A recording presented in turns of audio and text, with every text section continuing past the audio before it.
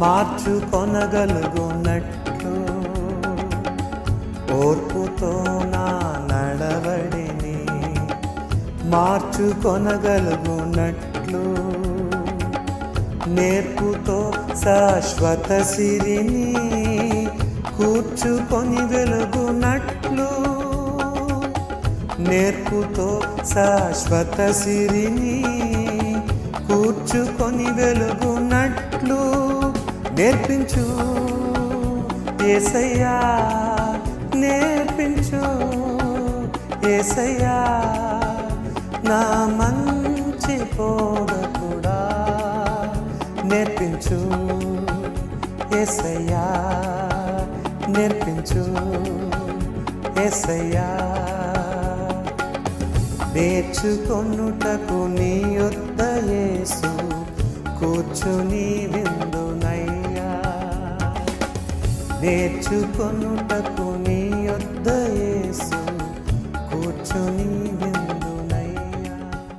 గత పాఠంలో ఇద్దరు శిష్యులు యేసు వైపు చూచినట్లుగా నశించు ఆత్మల వైపు చూసినట్లుగా మనం చూసాం.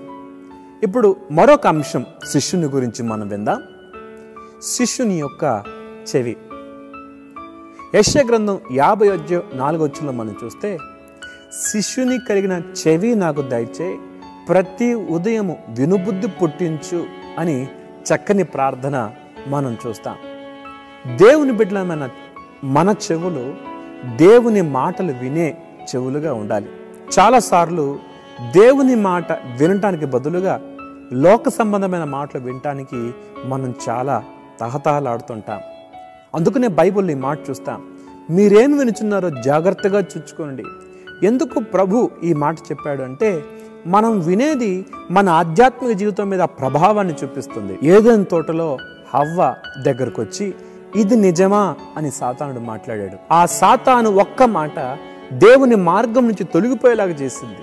ఈ ఉదయకాలము దేవుని మాటలు మనం వినగలుగుతున్నామా? ప్రతి ఉదయం దేవుని మాట కొరకు తప్పిస్తున్నామా? శిష్యుడు దేవుని మాటను వింటాడు. లూకా సువార్త 2వ అధ్యాయంలో సిమియోను అనే వ్యక్తి గురించి మనం చూస్తాం. సిమియోను అంటే అర్థం వినువాడు అని అర్థం. ఇతడు చాలా వృద్ధాప్యంలో ఉన్నవాడు, కానీ తన చెవి దేవుని స్వరం వినటానికి ఎంతో సున్నితంగా ఉంది. షిలోహు దేవాలయంలో సమూయేలు దేవుని స్వరం విన్నాడు, ఏలీ దేవుని స్వరం వినలేకపోయాడు. దేవుని స్వరం మనకు మార్గాన్ని నిర్దేశిస్తుంది. ఉదయం దేవుని స్వరం వినటానికి మన చెవులను సిద్ధపరచుకున్నాం. యాజకుని ప్రతిష్ఠించేటప్పుడు అతని కుడి చెవి కొన మీద రక్తాన్ని ప్రోక్షించి ప్రతిష్ఠిస్తారు. దాని అర్థం ఏంటంటే యాజకుడు దేవుని స్వరం వినాలి. ఉదయ కాలము దేవుని స్వరం మనం వినగలుగుతున్నామా? రెండవది శిష్యుని నోరు. శిష్యుని నోరు కూడా దేవుని మాటలు పలికే నోరుగా ఉండాలి. రక్షణ పొందక ముందు ఈ నోరు బూతు మాటలు మాట్లాడేవేమో, రక్షణ పొందక ముందు ఈ నోరు లోకం కొరకు వాడేవేమో. రక్షణ పొందిన నీవు నీ నోరు ప్రభు కొరకు వాడాలి, దేవుని పని కొరకు వాడాలి. ఈరోజు మన నోరు ఎలాగుంది? యెషయా గ్రంథం 50:4 మనం చూస్తాం, అలసిన వారిని మాటల చేత ఊరడించినట్లు శిష్యుని కలిగిన నోరు నాకు దయచేయి. శిష్యుని నోరు ఊరడిస్తుంది, శిష్యుని నోరు ఆదరిస్తుంది, శిష్యుని నోరు ప్రోత్సహిస్తుంది. పాపం చేత బంధించబడిన వారిని పిలిచే నోరుగా మన నోరు ఉండాలి. ప్రయాసపడి భారం మోసుకొని పోచున్న సమస్త జనులారా నా యొద్దకు రండి, నేను మీకు విశ్రాంతినిస్తాను.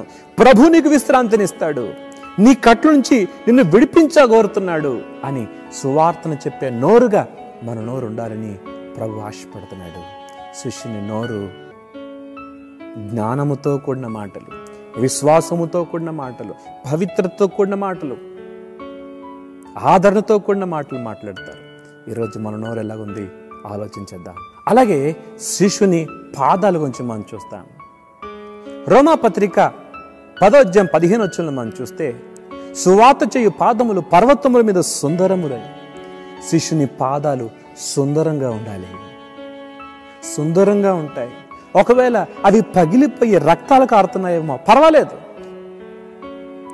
దేవునికి సుందరంగా కనిపించేవి ఏంటంటే మన పాదాలు.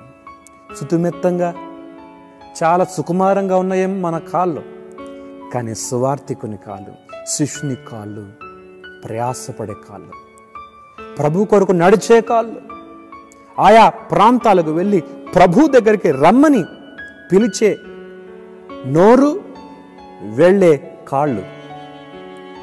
ఈరోజు నశించు వారి దగ్గరికి దేవుడు మనల్ని పంపిస్తున్నప్పుడు మనం సిద్ధమేనా?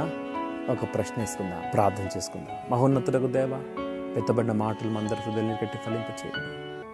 మేము నీ కొరకు వినే చెవి కలిగి ఉంటకు, చూచే కన్నులు, మాట్లాడే నోరు, నీ కొరకు నడిచే కాళ్ళు కలిగి ఉంటకు సహాయం చేయండి. రక్షించబడిన మేము శిష్యులుగా నిన్ను వెంబడించే కృప యేసు నామములో అడుగుతున్నాం తండ్రి, ఆమేన్.